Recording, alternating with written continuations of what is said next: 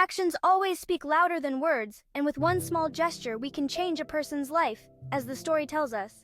One day, when I was a freshman in high school, I saw a kid from my class walking home from school. His name was Kyle. It looked like he was carrying all of his books. I thought to myself, why would anyone bring home all his books on a Friday? He must really be a nerd.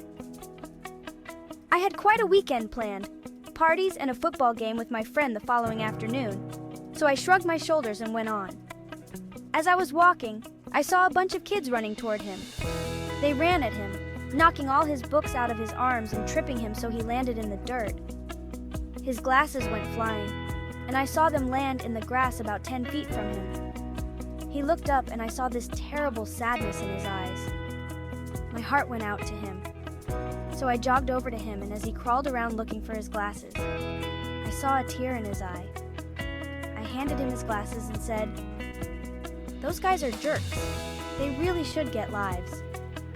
There was a big smile on his face and he said thanks. It was one of those smiles that showed real gratitude. I helped him pick up his books and asked him where he lived. It turned out he lived near me, so I asked him why I had never seen him before. He said he had gone to private school before coming to this school. I would have never hung out with a private school kid before. We talked all the way home, and I carried his books. He turned out to be a pretty cool kid. I asked him if he wanted to play football on Saturday with me and my friends. He said yes. We hung all weekend, and the more I got to know Kyle, the more I liked him. And my friends thought the same of him. Monday morning came, and there was Kyle with the huge stack of books again. I stopped him and said, "Damn, boy, you are gonna really build some serious muscles with this pile of books every day." He just laughed and handed me half the books. Over the next 4 years, Kyle and I became best friends.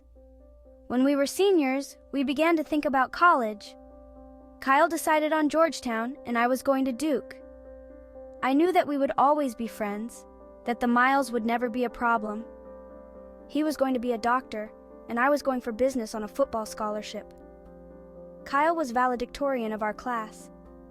I teased him all the time about being a nerd. He had to prepare a speech for graduation. I was so glad it wasn't me having to get up there and speak.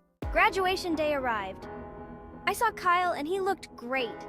He was one of those guys that really found himself during high school. He filled out and actually looked good in glasses.